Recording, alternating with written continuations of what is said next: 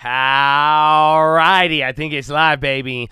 How are you doing, ladies and gentlemen? Alrighty, wow. I think there you go. That came in right away. I hope you are having a wonderful evening. It is Thursday, and I mean, a lot of stuff have been crazy in this last quarter here. We have been going live a lot on the watch list. I hope you have been enjoying it. I hope you have been getting the info, but now we have a big day tomorrow. It's going to be the non-farm payroll, so I have the breakdown for you. We're going to talk about what to expect. We're going to talk a little bit about what happened today. It was absolutely wild, and we got to talk about the geopolitics. And to give you an update, my friends, the port strike, it's kind of coming to an end. So we were on stream today. Shout out to Chad, bro. I don't think you guys realize, man, the network that we have every day is amazing because we had Chads who are working in the industry. They were letting us know this morning. They were like, rumor is it ends by Friday. Rumor is it's ending by Friday. And sure enough, today, they didn't end the port strike, but they signed that extension.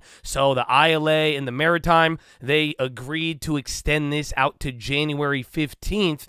But there is talk about like a 62% pay increase. One of the leaders or somebody a part of the ILA has been saying, yeah, pretty much it's over. And right now, I saw this was a cool infographic I thought I would share with you because you could see as of like today, you saw how it was over this 3-day strike. Right now, there is about 43 ships, cargo ships that are anchored off of the port right now. So like we were talking about, it was just building up every day. It was eventually going to reach a breaking point, and now that they're signing the extension, they are still going to be negotiating. Again, I don't think that's finalized yet. We're going to find out over the coming days, but they're going to start working, and they are no longer going to be halting their work in protest, and they will be working as they negotiate. So no government intervention, but the ironic part was that if the government did intervene, this is kind of what the process would be. It would force them to negotiate while they are working. So that was a big update. We got to talk about the non-farms. And again, what happened today, man, I'm sure even then, maybe by tonight, we'll see what's going on. But oil, the war, the geopolitics, man, even some of the data, the bonds, gold, everything, it was absolutely insane. We saw a lot of action. We're going to see even more tomorrow. The market is pricing in 1%, so you're going to get a decent move. But we have a lot to cover. I got a lot of plays. I missed the watch list yesterday, so we're going to have to recap a lot. So I got the plays. I have the keys, all that good stuff. If you know the watch list, you know, man. That's all we got. What I need from you, a thumbs up on the video. Make sure you're subscribed. And look at that. Toast to Powell, man. This is the live channel. Go to youtube.com/thestockmarket/live. You see that, and it will take you to the stream. It's already set up. I got to like my own video. But tomorrow we will be live 1 hour before the bell. So the non-farms, it's a big deal. We will be getting that right away. I'll recap anything if anything new happens. In the meantime, I doubt it by the time we wake up, but as we get the data, if you want that real-time interpretation, I will see you there. So I hope you're ready for all of it, man. I hope you guys are ready for October, because October already getting off to a wild start. But now, I have to say what's up to the beautiful people in the chat. What's going on, guys? Good evening. And I got DVR on, so if anybody comes in late, you could go back. If you want to be real-time, you refresh, do your thing, and then my recap guys, you're going to have to deal with it. But look at them. Look at the chat. Look at Brian. Look at Clint. Look at Yosef, Michael, Eddie, Adam, baby, Manny. What's going on? What up, Dev the Liker? Oh, Dr. J's, guys. What's going on, baby? What up, Dystopian? What up, Kavanaugh? How we living, baby? What up, Motivation? Motivation. Oh, what up, man? Are you guys ready? What up, Bag? How you living? What up, Malcolm? What up, 3C? What up, Lazar? What up, Paul, Mike, Lee, Dad, Joseph, Tilo, Mr. Malone, baby? What's going on? Are you guys ready, bro? I'm hyped, you know, and I got a good pumping. I do have bad news, though. Oh, my gosh. I have bad news. I don't know. I don't want to ruin the vibe. So I'm going to be early tomorrow for non-farms. But tomorrow I have to leave early. I'm leaving early. I have to. I thought I could avoid it, but I can't. That's it. It don't work, man. Scheduling, appointments, some things that they don't work on. Stock market schedule, dog. I might have to leave at power hour or even like an hour before power hour. I might power into power hour. I don't know. You're not going to get LT. I don't know. Unless you want LT. I can leave the computer on and I'll just call my phone. That's 5:30. That's not 5. Yeah, we're gonna be live at 5:30 though. All right, but either way, I'm gonna see you tomorrow, and I hope it's easy, man. I hope it gets honestly. I hope it all works out easy, because if we get the data tomorrow, it should be easy to read, and I don't think we will move too much. But right off the bat, ladies and gentlemen, tomorrow is the non-farm payrolls, but what happened today was weird. There was a lot of geopolitics, and I have a lot of places to start. So before I get into something that you need to focus on, I do want to explain what happened today. And one thing you do got to realize, there was a lot of geopolitics all this week, but I have it highlighted here how we saw things play out today. Nvidia skewed everything. So there's a meeting or like an interview with ACN and Nvidia. Jensen last night, he said, quote, "The demand for chips is insane." And apparently that was enough to drive the whole entire chip market insane. And again, this reminds me of a couple of months ago where, remember, Nvidia, just however they played out, it kind of determined everything. Again, remember, we would have data and then NVIDIA would move a lot. And I was like, it doesn't matter what the data says if NVIDIA moves a lot, because that was skewing the indexes. So we had a weird dynamic today because you got to see how we opened up. It was a little bit of a gap down. There was war tensions. Again, Beirut, Israel, more attack stuff back and forth. But then we had the ISM services, and it was a weird print. And it seemed like we were reacting to it, but then we started moving up too much. And like, if you were there real time, you heard me. I was like, wait a minute. I was like, this doesn't make sense. We're moving up way too much. This data. I'm like, the bonds kind of make sense, but I'm like, nah, this is not adding up. And then there's war headlines. And yeah, your boy Biden did make a mistake today. He said something. There was a headline along the lines of like guiding Israel on striking Iran's oil facilities, and then people freaked out, and then there was more back and forth war stuff. But then it just got really weird because you had Nvidia holding you up. The swings were big. You went nowhere. The chips and everything were green on one side, and then you had the port strike, and then all of this other stuff brewing. So it'll be good now that we have the port strike easing up. And another thing, there was a little bit of a cool-off in China today. So there was a lot to digest, but how the market moved, it was odd. And then the fact of the matter was, no matter what happened, I kept saying this. I was saying this from literally 6 a.m. in the morning. No matter how, because it was weird, no matter how it moved, all that matters is that you have the non-farms tomorrow. So it's a nice little runway that we're getting here. It's setting us up into something. Be on the lookout if you get that weird NVIDIA effect, but I do think tomorrow that should very well guide us. But it was weird, but now here is the other part that we need to talk about. And I really want to focus on this, and I don't think you should be freaking out. If you've been watching, I've been giving you updates on this, and I was telling you, man, I need a little bit more for the threshold to go into a new level of war escalation. But I genuinely feel like a lot of people are not understanding the geopolitical risk that has just occurred in the last week. That's it. There's no more port strike. We already talked about that in the beginning. We could talk about that in the end here, but that's what I'm saying. Now that we got the port strike out of the way, if it's not going to be data, if it's not going to be rates and all of that, or the election, you got to think about it. This geopolitical stuff is wild, and I think a lot of people are misinterpreting it. Why? Because if you remember in April, remember when Iran was going to directly attack Israel, and people were really freaking out. You don't freak out now because you know what happened, but that was a big deal. For Iran to directly strike Israel, that was a big deal. And that first occurred in around April of this year. And what happened was everybody got worried, and then Iran attacked Israel, but it was drones, and it wasn't that big. And everybody was like, oh, what the heck? Like, it went from, everyone's like, oh my gosh, it's going to be World War III, to they do that, and then everybody downplayed it. So that's why this time around, you just had it happen again, but everybody is kind of reacting not very nonchalant about it, at least half of the market and people in the world, and then the other half is like, no, this is bad. But if you don't understand what happened, the other day Iran used ballistic missiles, and that's a new development.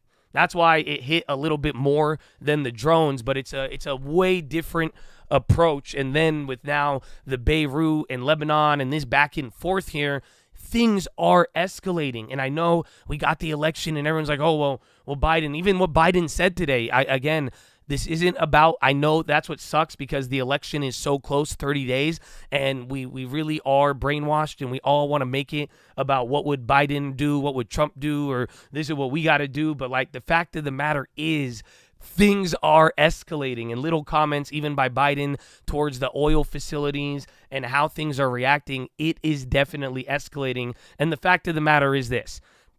People can say, oh, the market's ready for it. The market already priced it in. If that was the case, oil would not be going up 5% every other day. So I wouldn't say that it's priced in, but I would say that this risk with geopolitics, the market's trying to price it out in real time. You see what I'm saying? It's more so price discovery. But you're definitely watching some things go on right now. And that is where I think a lot of people are kind of overlooking it, or just because last time the Iran thing was small, nothing happened, it doesn't necessarily mean this has nothing to happen. So like I'm saying, I wouldn't really be freaking out, but it's clear that this was having some sort of effect today. Like I said earlier, the question is how long, especially if China cools down, if you don't have anything to react to with data, how long is this geopolitical volatility going to last? But if it does escalate, I mean, the Middle East, it is barreling towards a point, and again, a couple days from now, we will be at the 1-year anniversary of October 7th, 1 year since this whole Israel-Palestine thing has started. So very, very wild. Keep your eye on it. I'm starting with this one for a reason. I do just think a lot of people have misinterpreted it, and I want you guys to be informed about it. So that's key number 1. But now, key number 2, let's talk about the non-farms. So the good part about non-farms tomorrow, it is surprisingly very simple. Okay, I don't think we have any. You've seen it already. The ISM has already came in, and remember, the ISM, it communicated a lot last time. It's probably going to communicate a lot to us this time. But you might get a really, let's say it's a really strong print tomorrow and very hot. You would like to think an extreme would be bad. I don't think the market would be upset if the print is strong tomorrow. The only thing that changes the story tomorrow with the non-farm payrolls, it is going to be a huge miss. I need you guys to understand this. Why? Because if there is not a huge miss on the jobs report tomorrow, the literal story is not changing. Remember, your bonds have moved in advance. That's why your 2-year and 10-year are uninverted. That's why TLT has gone down since Powell. People are talking soft landing. You've had multiple data sets already. Everything we're on the plan right now. We are on the road. Nothing is changing. There is no story, zero plot shift unless the job market craters, because then bonds will shift. Then people are going to change their ideas. Then they're going to reprice Powell. Then they're going to be like, yeah, see, hard landing. Now that's it. But anything in line above, even if the number triples for politics' sake, again, people are like, oh, it's too hot. Nope. Trust me, you've already had info that highlights inflation could come back. You've had these I don't think the market's going to respond to that because the story's not changing. The market is giving the benefit of the doubt, and it's saying, okay, well, I'll be scared of inflation when I see it. That's what the market is saying. So nothing is going to change unless you really get a low, huge miss tomorrow. So that's why I'm saying it's really easy. And if you guys don't understand what I'm saying in the broader theory, it's very simple here. It's like watching a movie. Have you guys ever watched a movie and like the guy is like, he gets pulled over? You know what I'm saying? He's getting pulled over and like he starts reaching for stuff and then music plays and then it cuts to one guy and then the next guy. And then he just keeps driving along. He's like, okay, just a warning. And you think it's going to be a big scene, but it's not. I hope you guys get what I'm saying. Tomorrow is a big event. We are pricing in a decent amount, but unless there is a huge low number, this plot is not changing. And that's what I'm saying. If it's not a low number, it's just we're going back to business as usual. So it may seem like it, and you're like, oh, yeah, a lot of dramatic foreshadowing, and people are going to, have their ideas, and things could move around. I'm not saying things won't move around tomorrow, but we have, again, that pricing in of 1%. But unless that jobs number is low, there's no real, you're not going to be repositioning off the data tomorrow. You're not going to watch the bonds change. But if you want to see the bonds move, if you want to see certain things happen here in October, that jobs number needs to surprise people. Otherwise, anything in line and above, that's right on schedule. Everybody is down with that. So watch out for that. And then the final thing, let's get into some of the data here, what we are expecting so you can know like what I'm saying here. The expectation is 140,000. So the way I'm looking at it, man, I think it is going to come in around there. Maybe 20,000 or I think the range is 20,000 below, 20,000 above. And the interesting part about this, though, I will tell you, although I'm giving you my theory here, as far as the economists are concerned for tomorrow, the range is 70,000 to 220,000. So tomorrow, people are expecting the average is around like 140 to 160, right? But if you go and look at the lowest economic or economist estimate, it's 70,000 jobs for tomorrow, and then the highest is 220. So pretty much anything below 70, everybody's wrong. Anything above 220, everybody's wrong. But that's a pretty wide range. So like I'm saying, you can see the consensus here, but I hope you guys get what I've been saying here because I think we don't have to like guess too much. That ISM has been a very reliable indicator. The ISM, it's stayed within here, and the jobs have stayed between 89,000 and 140. There was a revision, so I do think this number was higher.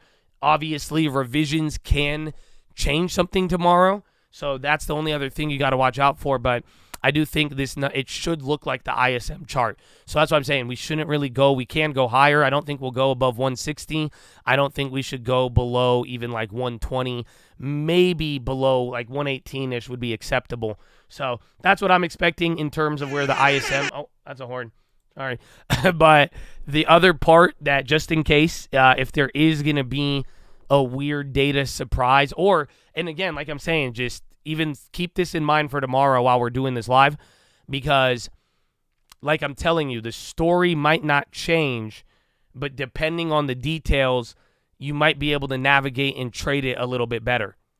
So what I'm trying to say here is watch that unemployment rate, because that could change, and that might give you the 1% spark up or down, and then we end up going nowhere. But what I'm saying is that the participation rate. So don't forget, the jobs number could be perfect, but unemployment, that could change a lot. Unemployment, that can go up even though the jobs number is in line. I hope you understand, because participation rate could go up.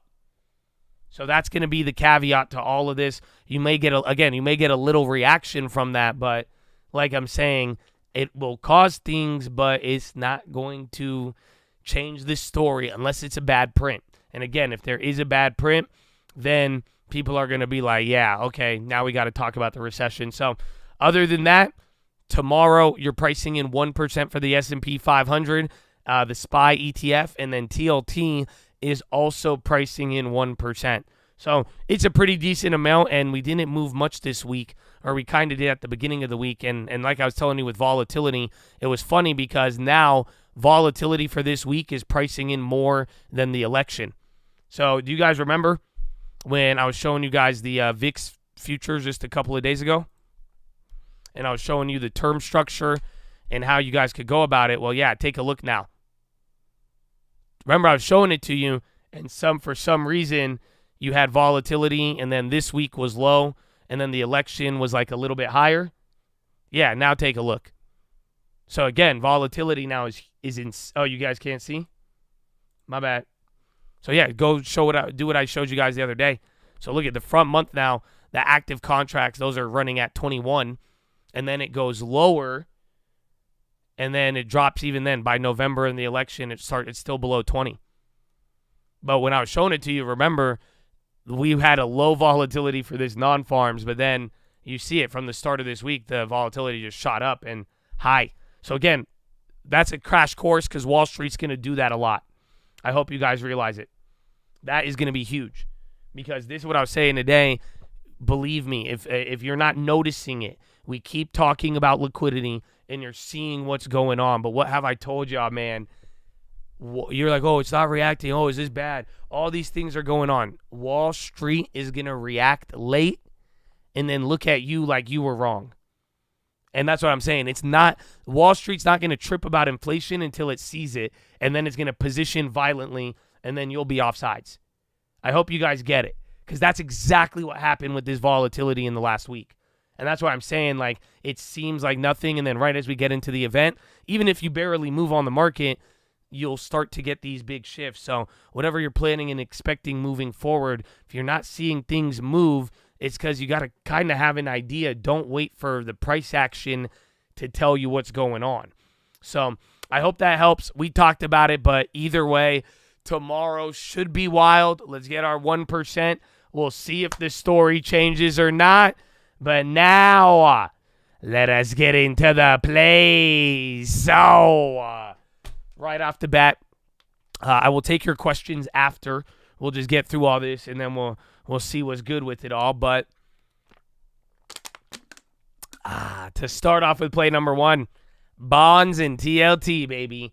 So, I might be early by a week, but I have a theory for tomorrow. I am expecting, no matter what, in a weird way, unless there's like crazy geopolitics we wake up to, or Japan, or, something more external, the way I'm kind of looking to trade bonds tomorrow with the data, I think it's going to be whatever the report is, especially if it's hotter. I think you're going to get a flash lower in bonds, and then it's going to bottom out. If it doesn't bottom out pre-market, flash lower, bounce up, we're going to sell off by open, and then within the first 15 to 30 minutes, I think it's going to bottom out, and then bonds should go there. Why? Because, the rates have moved a lot already since everything started. Let me show you. This might make a little bit more sense once I give you an idea, but does anybody know why I'm saying that? Because eventually you're going to be hitting 3.94% if things get a little lower from here. So again, I do think we might have to hover back to the 3.75. So I think the data might use that as an opportunity. So watch out for that. But the other thing, I think it's going to be simple tomorrow. If it's a strong report on the jobs, though, it will be bad for the bonds. And if it's a weak report, and the weaker the report, that should be good for the bonds. Now, the part that sucks with everything else is that you have to deal with the opposite in equities. So bad news is good news for bonds. Good news is bad news for bonds. But for equities, good news is good news. Bad news is bad news. So I hope you guys are seeing kind of the weirdness we've been dealing with. That's what I think it is for now. Maybe it changes, but that is how I'm looking at things. Because, again, I do think depending on the jobs number, a good jobs number, the market's going to like it. A bad number, the market isn't going to like it. Again, good is good for equities. Bad is bad for equities. But good jobs report wouldn't play good on the long end of or TLT. And then a bad jobs report would benefit the long end of the curve in TLT. So that's going to be my plan tomorrow. I already still have those plays from even Powell, and I added one the other day we'll go over, but that is play number 1. And then play number 2, China. China, can you believe it? Finally, today they went down. Today was the first red day, 14 days, 2 weeks. 2 weeks, first down day in Hong Kong. Hong Kong. What happened to those cell phones? I don't know. Anyways. So, yeah. Did you guys know that? First day red for China stocks in the last 2 weeks. So pretty wild. But this is where you snipe, my friends, okay? And hopefully you made it free. Because even though I wasn't here to tell you on the watch list, you'll see what I did. But I told you guys yesterday, I don't care, even if I'm changing some things up and I'm making you watch the watch list for plays, I was very explicit yesterday. Before this happened, I was telling you guys, just make your shit free. I said there's no point. We killed it on the China plays. Even a top tick Baidu went up 800%. Your Baba, your long-term, anything. Anything you could think of went crazy. Even the China real estate plays. That's why I was just make it free. So then that way you don't have any risk if anything changes. Because although I'm bullish on China, I think it is going to be bumpy. And there's going to be a lot of back and forth. So why not make it free? So I said that. I literally was saying this on stream live. So I hope you did it. But now this is your opportunity now. If you are trying to get into the China plays, just don't buy it when it's green, like oil. You look on these down days. You look when it chills out. Maybe you wait for a double down day, but that's going to be the weird game of hot potato chicken you got to play. But at least this is when you shop when the momentum slows down. And here's the thing, if you didn't make it free already, you still got an opportunity. I'm just saying you missed to skim a little bit off top yesterday, because like those Baidus are up 500% still, but they were up 800-900% yesterday. You could have got double the 5x, you know what I'm saying? So that's the opportunity there. Same thing with even some of the China real estate ones. So just think about it, plan. But if you have FOMO, just take advantage of the red days. And I want you to think about planning. So be on the lookout for tomorrow. If it goes down again, that's where you shop. If it starts to rip, you don't really want to chase too much. And you'll see some of the plays that I am talking about. But that is play number 2. And then finally, I really like this idea. I don't know if I have a play. All I have is Albemarle for materials. And that was kind of related to the port stuff. But nuclear, man. So CCJ, Oklo is the riskier Sam Bankman, Sam Altman scam. I don't know. Oklo is going to be weird because it's like SPAC and scammy, but then Sam Altman and OpenAI. And a lot of people have been talking OpenAI lately, but here's the deal, man. You had that CEG. You guys remember CEG and Microsoft the other week in that like nuclear facility? Yeah. People keep talking about it, and there was a report here today. Even Google was bringing it up. I think you're going to hear about this next week. I don't think you're not going to go into next week or 2 weeks from now. You're going to hear about this shit. So people are talking about nuclear energy for AI, and I think you're going to find a couple of them out there. So just watch out for it. I don't know. Remember, we flipped CCJ earlier in the year, I believe, but it's still hard to tell what's going to be going on. But I do think there will be some winners, and if they get one of these tech contracts, just go look at what Constellation did. It was insane. So that's the third play. I have no exposure to it for now, but I'm definitely going to be looking. And like I said, we might come back to this watch list. You will probably hear about this or next week. But that is play number 3 as far as everything else and what I did today. So yesterday, I made a couple of plays. I closed my yen short. I don't know if you guys remember. I went long and then I got clapped and I didn't like it, and I was holding my bonds and I didn't like how some things were shifting. So I went short and then I added a short even on Friday. Last Friday, I could have made like $5,000 off of this if I held it, but I closed it in the AM. Because I made my money back plus some profit, but I made my 1.6K loss back, and then I closed out for 2K profit. So 400 net, but I closed way too early on that. And again, the Japanese new prime minister is a crackhead, dude. He keep talking about stimulating, and everyone's like slowing down the Japan trade after that fiasco, but he's very, very stimulative. It's very weird, man. So that's been killing the yen, not to mention all of the things moving the dollar up. But that was the first play. Then I made Xin free. So Xin, XIN, that was the one of those Chinese real estate ones. Remember, I made Duo free, and I told you guys about that. But these are shares. This was a stock. I sold 200 of the 300 at $6.90. We bought it for like $4. It was like 60%. I got 100 shares for free, and then that's it. And then I don't know what the other one said. Made what? Did something get deleted? Remember, we had double type. But then I sold my Nike puts, unfortunately. This one was weird because I liked the calls on Nike, man. I went calls before the earnings. I was feeling it because China, but that kind of backfired. However, you'll see how I played it. I lost the profit, the 100% on the Octobers. They still kind of held up. But then I took my $90 in puts, and you would think that was a bad idea, but the way that the premium move, it's like I would have just lost my money anyway. So it's actually not bad. But I ended up buying Nike January 26. So I went a year out, 175. I bought these for 43 cents, and ironically, even after the earnings, the bid went down, but the ask was still kind of holding there. So that was just the spread. But then I did that. We're going to be holding those for a little bit. And then I added, I don't know if I told you guys about this one. I grabbed 20 UPS January 230s for 40. So this is getting ahead of earnings, but also it was going to account for any of the port strike stuff. And I was saying they're bound to benefit off a price increase. Maybe that it's resolved. You might even see it go up. We'll see. But I like that play. Those even went up today, again, on the spreads, even though the stock went down. So I don't know. Some of these January 26 plays, they've been kind of calling to me at cheap enough prices. So grab that. And then I averaged down on a ZB the other day. And that one, I was at 123.21. Is it up now?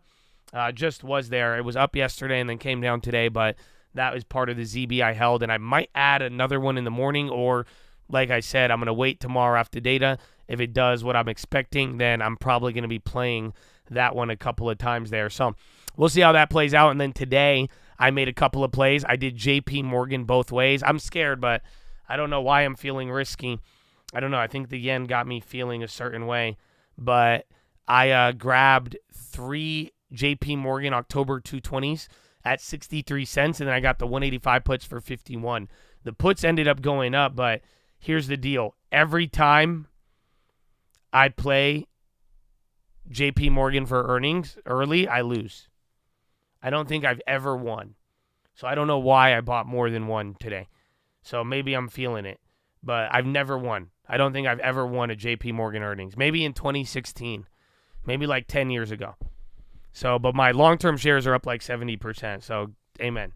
But other than that, that was my first play of the day, and then I grabbed 2 Baba dailies at the bottom there. They went up like 40%, 50, but I wanted 100% to make it free, and then it kind of meandered. So I still got a shot on these. They had good value because I bought the bounce there in the morning, but we'll have to see. So I got another $40 daily instead of a SPY daily. But other than that, probably going to be playing the bonds tomorrow, watching the data. We'll see if anything changes, but if storylines stay the same, man, I mean, it's not going to go too crazy. So, Chatadonia. Any questions? Now is your moment. Now is your moment. I'm done. I wrapped up. I got it out the way. I hope you're feeling good. How you living, man? How you living? Oh, yeah, if you are on DVR, I left that on for some of you guys, just in case. You got 8 contracts on Baba. Well, I bought mine today, this morning. I just wanted to flip them a little bit, but not too crazy. Please check save. So I remember I sold out of that one with the covered calls, but what's going on with it? Oh, whoa, what happened after hours? It's crazy. This thing has been edging down since that news that one time. But yeah, is there something with the bankruptcy after hours? I didn't know. Oh, bankruptcy? Yeah, I did not know. All I saw was the port strike. That was the big news there. Adding Humana, yeah. I mean, I keep watch on it. You pretty much have to like October 1st or 31st when they have their earnings. So in between there, again, it's already you already got dividend, ex-dividend out the way. Costco selling platinum. It's weird. I think maybe they had a lot of success with gold, and then I think they're going to get all the people who are like, oh, I could just buy platinum if there's no gold, and now gold's expensive. So, you know, it's this is like Econ 101. It just sounds like a pure substitute. Just they're like, gold's expensive. Let's give them some fucking platinum. So yeah, I don't know. I don't think platinum. I mean, it used to be a precious metal. It's weird, man. I don't know. You got catalytic converters. Just go fucking steal catalytic converters. What do you mean? No, I'm just kidding. Don't do that. But yeah, your live got clapped. No, some people got kicked out today. It was really weird, but we were there. I seem pretty bullish on what? On bonds or Humana or life. I'm pretty bullish on life. Rather buy lead. Yeah, maybe copper. ALB went up with no. I saw that towards the end of the day. Humana Tata. You guys like that one? You guys like the Humana nicknames? MOS after they came to an agreement. Oh, that one. I think it's. I like the. Like I said, I like the January 26th, but that one may lose some steam unless, again, something gets out of hand. Or the only way these things kind of go nuts again is if this extension. Yeah, why did Albemarle went nuts after hours? But if this extension, if they don't work, like, so what happens if, you know, this is like all optics and then the extension leads? Because remember, it just goes into January. So all of them, every play will lose steam if it had steam in the last couple of days off the port strike. So that should logically make some sense. So I think everything that had a little bit of juice off of it is going to come down. The only way that comes back is if the negotiations aren't like a real negotiation, more or less. I don't know what happened with the material plays. Albemarle is up 5. Do you guys see it? I don't know what this is. But, yeah, so we'll see, though. I think you'll get an idea tomorrow And then you never know, though, because some of them even went down today, so maybe they'll go back up. But then again, there's a lot of other stuff happening, though. There is hurricanes, there is war, there's election, there's still potential for incompetence. So it's I don't know. It's kind of in the throw it into the mix of everything is in the weird liquidity lull. When China wakes up, will they have money? They might. That's the thing. If they come back, or when China comes back from holiday, they may even announce more measures. Remember, that's why it just kept going up. Every day they were announcing stuff, but the more that they show they're committed, I mean, that will be a very, very big driver. I don't think the hurricane wiped out wheat. I don't think Kansas City and Chicago were affected. Those are areas, or like Indiana, I believe, with wheat. So, no. I think more travel and war stuff. There was like a weird, somebody like Egypt, they like changed their deal today, but other than that, nothing too crazy. The strike is postponed. Well, it's not like it's not the government didn't force them, or maybe they did quietly, but they agreed to an extension till January 15th, so that now they could still work, but they are negotiating pay. And I think the Maritime Alliance came up to 62%, and that's what they said. Okay, we'll do an extension since you are making progress on that.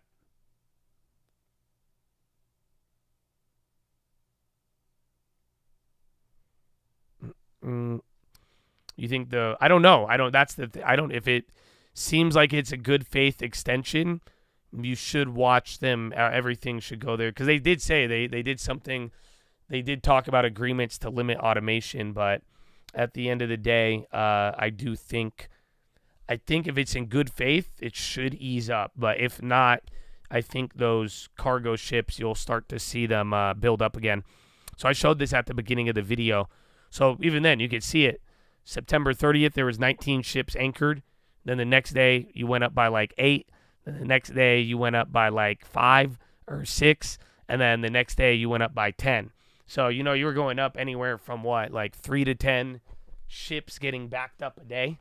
That's what I was saying. Like by 2 weeks, 3 weeks, you would have started going crazy. Based on revenue, take CCJ over Oklo. Yeah, but the thing is, if Oklo gets like a special deal, they're going to get all the hype. So if Sam Altman and all of that shit, if they get anything like that, they'll be able to start moving. That's kind of the unfortunate part. Non-farm is going to surprise. I think it's going to come in line. If it does surprise, the story changes. But my estimate is based off of the. Do I still have it up? My estimate is based off of the ISM. So remember, I've used it for the last quarter, and it's been so damn reliable. It's disgusting. Like, it's honestly awful. Let's go this week. Oh, no, tomorrow, this week. So where was it? Is it Monday? Or was it Tuesday? I think it was Tuesday. So, like, right here. You see this? It's exactly, do you see? So, like, that's kind of the point. If you use the bar chart, you see the fluctuations. This is just the government scamming you. You see what I'm saying? But this is how it's supposed to kind of play out. That's how but it's been very reliable. But like I'm saying, if you throw it on like a line chart, then you could kind of see it, but you'd have to just smooth it out. But that's why. So I do think essentially, based on the ISM, I think we should be coming in within 118, maybe a little lower, and then a little higher than 160. So in between there. But the range is really high, ironically enough. You're the light in the darkness, Jay. God bless. Well, thank you, my friend. I appreciate you. Do I delete the daily live stream? Sometimes.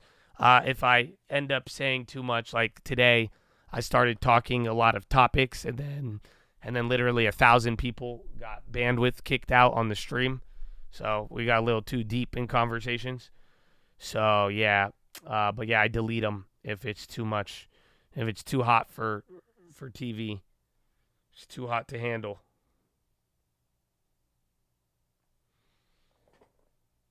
A lot more signatures though.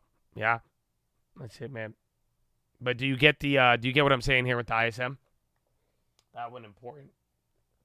Shanghai and Singapore are more or less entirely. I know, isn't that crazy?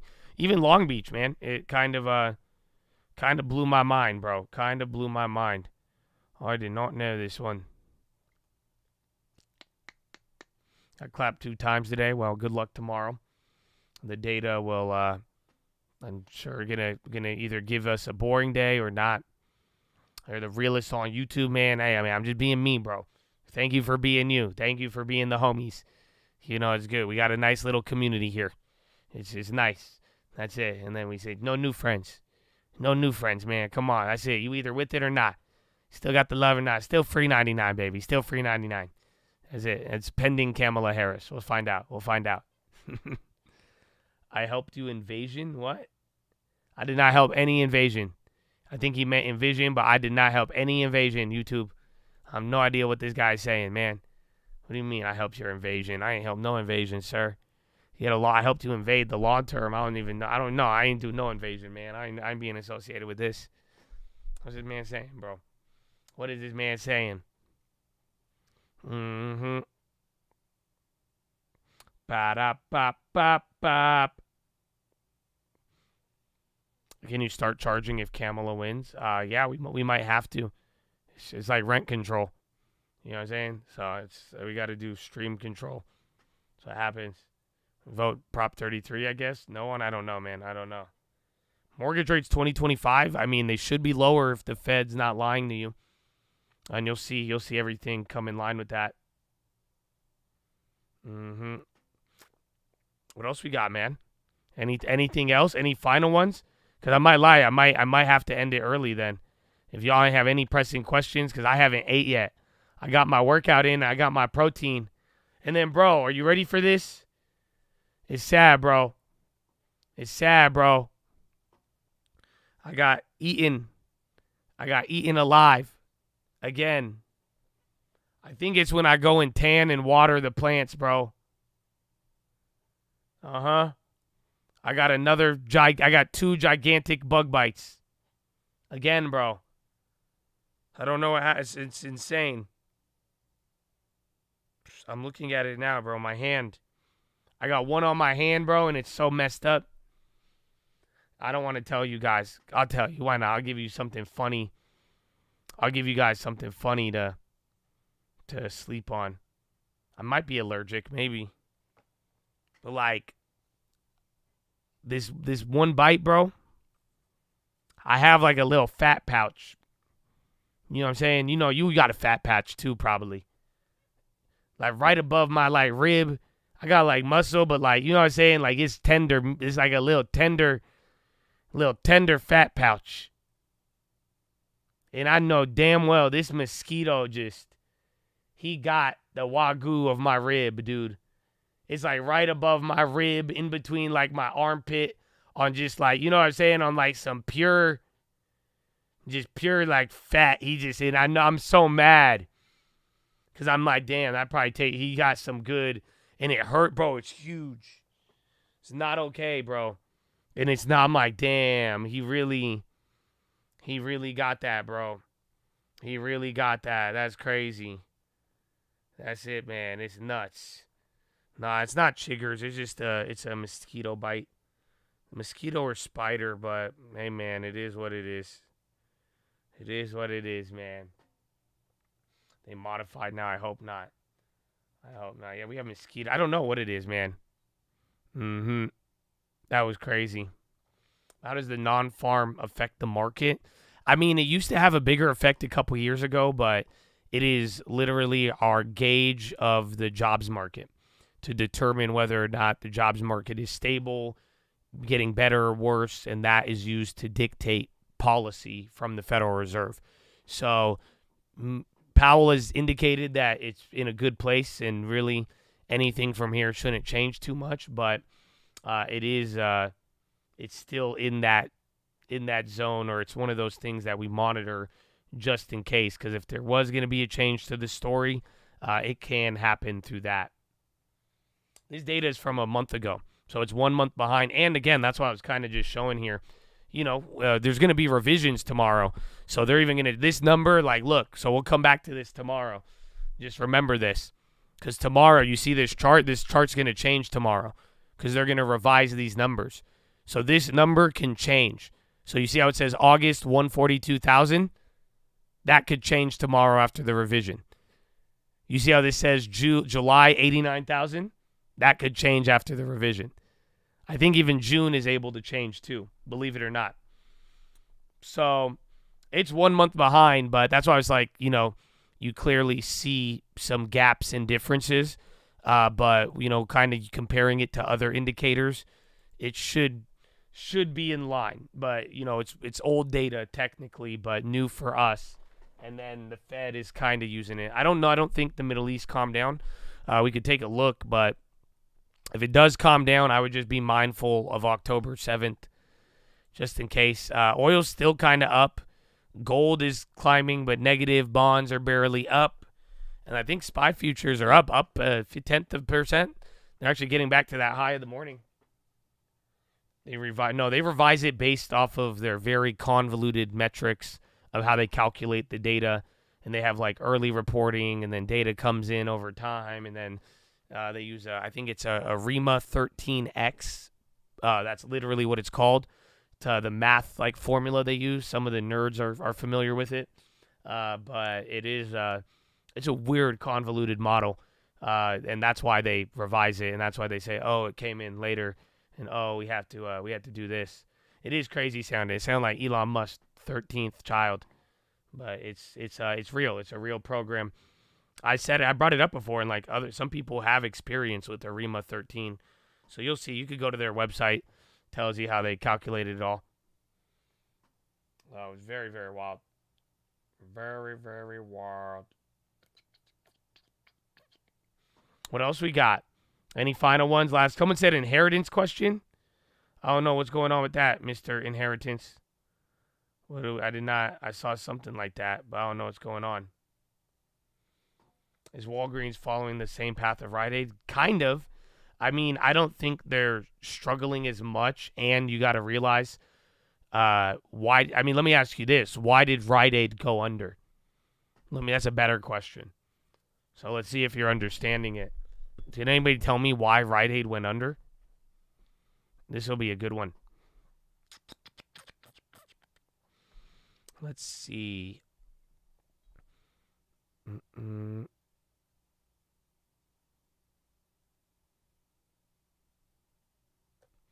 Any comments?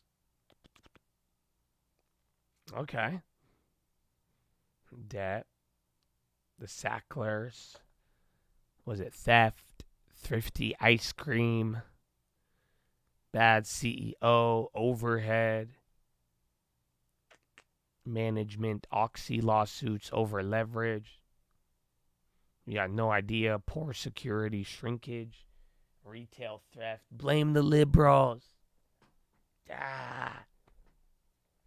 So believe it or not, you guys got it. Some of you did. Rite Aid went under because of the opiate lawsuit. That's it. It wasn't because of theft. It wasn't because nobody goes to the stores anymore. You know what I'm saying? It's like, those all contributed to it. No, those were like on the later stage, but it was the lawsuits.